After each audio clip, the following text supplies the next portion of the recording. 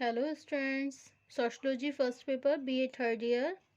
Today our topic is introduction of the Herbert Spencer. Okay. इनकी जो worth है वो है 1820 और डेथ है 1903. Okay. I will tell you about the Herbert Spencer. The introduction of the Herbert Spencer. Okay. देखिए जीवन परिचय किनका, हर्बर्ट स्पेंसर का। 19वीं शताब्दी के सामाजिक विचारकों में हर्बर्ट स्पेंसर का नाम बहुत महत्वपूर्ण है। ओके, उन्होंने 19वीं शताब्दी की सामाजिक विचारधारा को एक नया मोड़ देने के साथ ही जीवशास्त्र, बायोलॉजी के सिद्धांतों के आधार पर समाज का विश्लेषण प्रस्तुत किया। ऑगस्ट कॉम्ट को यदि समाजशास्त्र के जनक के रूप में जाना जाता है तो स्पेंसर भी वह प्रमुख विचारक हैं जिन्होंने समाजशास्त्र को प्रतिष्ठित करने में महत्वपूर्ण योगदान दिया।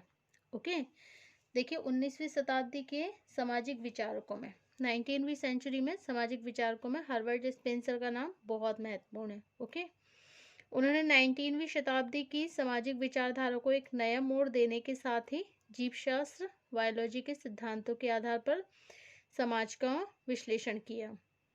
ओके, ऑगस्ट कॉम्ट को यदि समाजशास्त्र के जनक के नाम से जाना जाता है। ऑगस्ट कॉम्टे किस नाम से जाने जाते हैं? Father of sociology. Okay, August Comte is called the father of sociology. तो ऑगस्ट कॉम्ट को समाजशास्त्र के जनक के रूप में जाना जाता है। तो स्पेंसर भी एक प्रमुख विचारक हैं।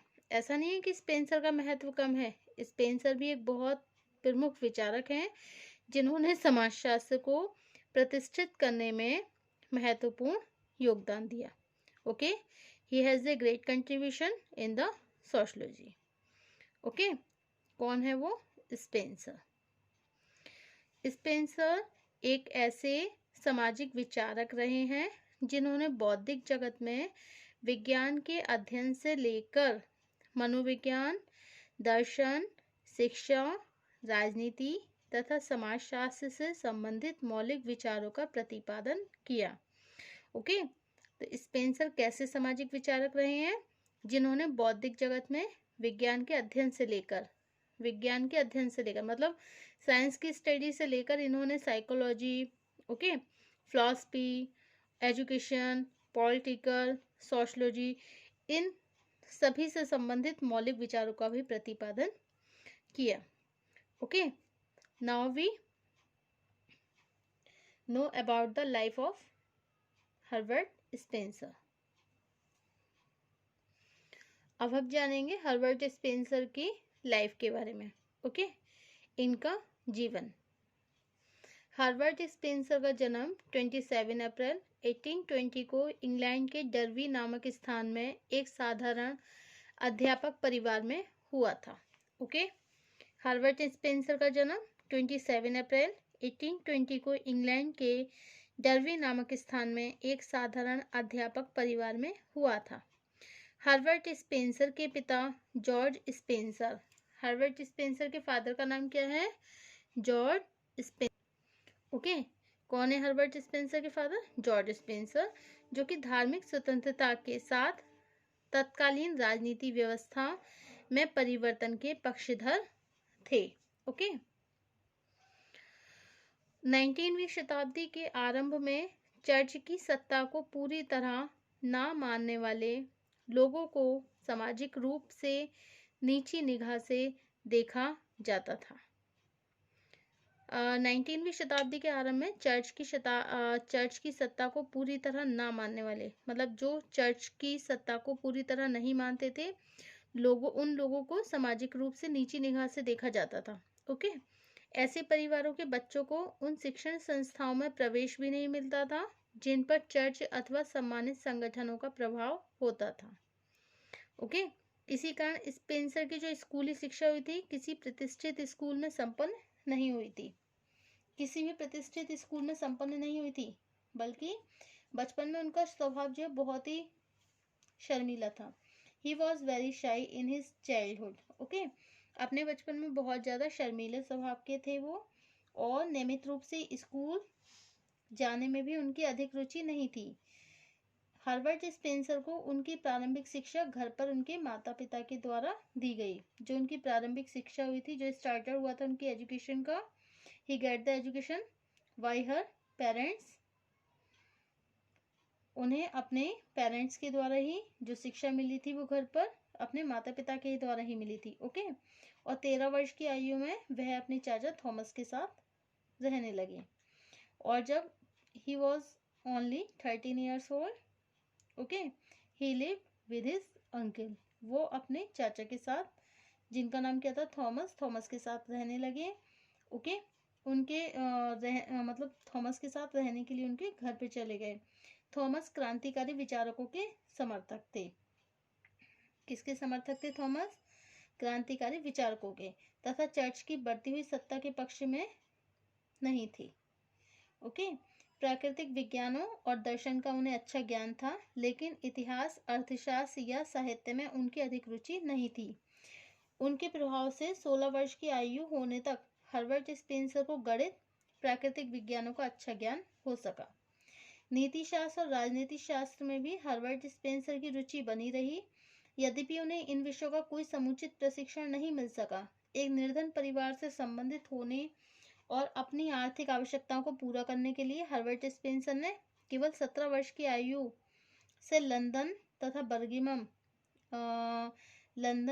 Birmingham, okay, Birmingham rail road company में एक इंजीनियर के रूप में काम करना शुरू कर दिया, जब ये केवल 17 साल के थे। तो लंदन तथा बर्मिंघम रेल रोड कंपनी में एक इंजीनियर के रूप में इन्होंने काम शुरू कर दिया, और सन 1841 में जब यह परियोजना पूरी हो गई तो स्पेंसर पुनः अपने गृहनगर डर्बी में वापस आ गए। कहाँ वापस आ गए? अपने घर वापस आ गए। उनका घर कहाँ पर था स्पेंसर का? डर्बी। ओके, डर्बी में ये वापस आ गए। यहाँ आकर उन्होंने अनेक व्यावसायिक पत्रिकाओं के लिए इंजीनियरिंग पर लेख लिखना शुरू करा, लेकिन जल्दी ही उनकी रुचि सामाजिक राजनीतिक विषयों की ओर बढ़ने लगी। इसके फलस्वरूप उन्होंने सामाजिक और राजनीतिक क्षेत्र से जुड़ी पत्र पत्रिकाओं में अपने लेख भी लिखना शुरू कर दिए। ओके, इस अवधि में उनके द्वारा जो एक लेख लिखा गया था, एक लेख सरकार का समुचित कार्यक्षेत्र, द प्रॉपर शेफेयर ऑफ गवर्नमेंट, काफी उत्तेजक होने के बाद ये बहुत ही लोकप्रिय भी हुआ था, ये वाला लेख इनका। ओके, और लगभग 7 वर्ष तक परिवर्तनवादी पत्रकारिता से जुड़े रहने के बाद सन 1848 में वह लंदन की सबसे प्रमुख पत्रिका इकोनॉमिस्ट के सह संपादक नियुक्त हो गए। ओके, कब? 1848 में लंदन की एक सबसे प्रमुख पत्रिका थी इकोनॉमिस्ट, उसमें सह संपादक नियुक्त हो गए। कौन? Herbert Spencer.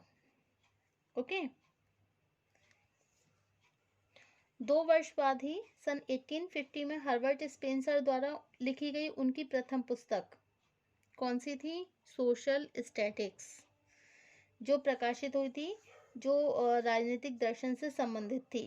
1950 में हर्बर्ट स्पेंसर द्वारा उनकी एक पुस्तक लिखी गई थी जिसका नाम था सोशल स्टैटिक्स, और जो कि राजनीतिक पद से जो राजनीतिक दर्शन है इससे ही संबंधित थी।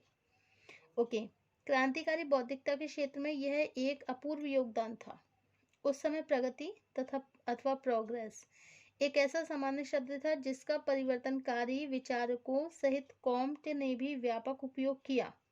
उन्होंने इस शब्द को बहुत भ्रामक बताते हुए उसके स्थान पर इवोल्यूशन मतलब उद्विकास के शब्द के उपयोग पर अधिक जोर दिया। ओके, इवोल्यूशन जिसे हिंदी में बोलते हैं उद्विकास, इस शब्द पर ज़्यादा जोर दिया था। किसने? हर्बर्ट स्पेंसर ने। हर्बर्ट स्पेंसर डार्विन के प्राणी शास्त्रीय उद्विकास से परिचित हो चुके थे, यद्यपि वह इससे सहमत नहीं थे, इसके बाद भी डार्विन के इस विचार से प्रभावित हुए कि जैविक रचना में होने वाला परिवर्तन असमृद्ध समानता ओके से संबंधित भिन्नता की ओर होता है। यह एक ऐसी दशा है जिसे प्रगति शब्द के द्वारा स्पष्ट न करके उद्विकास के द्वारा ही स्पष्ट किया जा सकता है। ओके अपने प्रारंभिक जीवन में प्राकृतिक विज्ञानों से जुड़े रहने के कारण स्पेंसर ने सामाजिक उद्विकास तथा स्वतंत्र राजनीति की विवेचना प्राकृतिक विज्ञानों के संदर्भ में ही करना शुरू कर दी। सन 1853 में हर्बर्ट स्पेंसर के चाचा थॉमस उन्हें गणित और प्राकृतिक विज्ञानों से प्रशिक्षित किया। उन्होंने किन्हें प्रशिक्षित किया था? हर्बर्ट स्पेंसर को उनके चाचा, जिनका नाम क्या था, थॉमस, उन्होंने गणित और प्राकृतिक विज्ञान जो नेचर साइंस थी और मैथ थी, इसका प्रशिक्षण उन्होंने हर्बर्ट स्पेंसर को दिया। की मृत्यु हो गई। ठीक है, उनसे स्पेंसर को एक अच्छी धनराशि प्राप्त हो गई। स्पेंसर की सदैव से यह इच्छा थी कि वे जीवन भर अविवाहित रहकर एक स्वतंत्र अध्येता के रूप में जिंदगी व्यतीत करें। ओके, यह धनराशि मिल जाने से स्पेंसर की इच्छा पूरी हो गई और उन्होंने इकोनॉमिस्ट के सह संपादक के पद से त्यागपत्र देकर, रेजिग्नेशन देकर स्वतंत्र चिंतन और लेखन भी करना आरंभ कर दिया। नेक्स्ट ईयर 1854 में his book is the principle of the psychology was published. Okay, 1854 in the 1854 he has published a book the principles of psychology. लेकिन अधिकांश विचारकों ने इसमें दिए गए स्पेंसर के विचारों को स्वीकार नहीं किया। इससे स्पेंसर को निराशा हुई कि अब्राहम तथा मार्गन के अनुसार वह अनेक वर्ष तक अफीम का सेवन करने के आदी बन गए और 1859 में जब डार्विन की पुस्तक the origin of the species प्राणियों की उत्पत्ति प्रकाशित हुई तो उन्होंने इस प्रशंसा करने के बाद भी यह दावा किया कि पुस्तक में दिए गए अनेक विचारों को वो सन 1852 में अपने लेख में पहले ही स्पष्ट कर चुके हैं। इस पुस्तक के बाद स्पेंसर ने योग्यतम की विजय, सर्वाइवल ऑफ द फिटेस्ट की अवधारणा का व्यापक रूप से उपयोग करना शुरू कर दिया। यहीं से उनका चिंतन सामाजिक उद्विकास, सोशल इवोल्यूशन के एक ऐसे सार्वभौमिक नियमों की खोज पर आधारित हो गया जिसकी सहायता से सभी सामाजिक विज्ञानों के बीच एक समन्वय स्थापित किया जा सकता है। Okay, thank you.